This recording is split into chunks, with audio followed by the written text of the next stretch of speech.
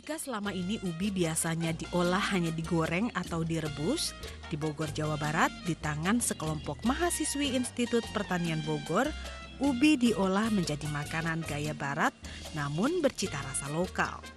Stik ubi. Widya Holila beserta rekannya membuat inovasi ubi ini sejak Mei lalu. Berawal dari tugas kuliah, kini menjadi bisnis yang menguntungkan.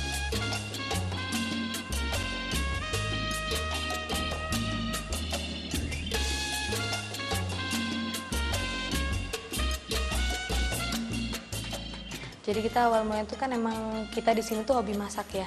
Jadi ada salah satu dari tim kita yang ingin lomba gitu. Jadi dengan bahan dasar ubi.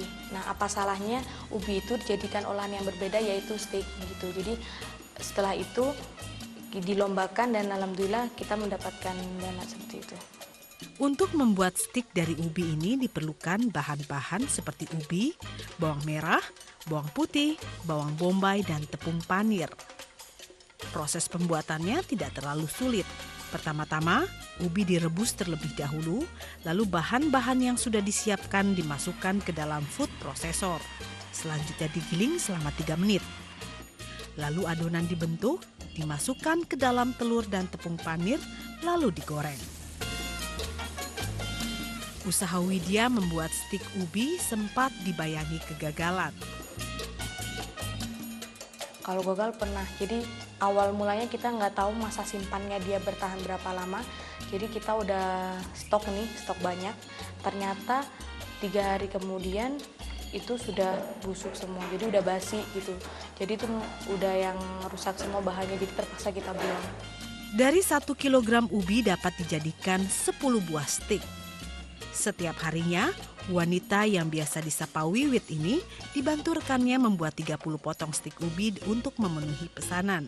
Stik ini mempunyai 3 varian rasa, ayam, udang, dan sapi. Harganya berkisar antara Rp7.000 hingga Rp8.000.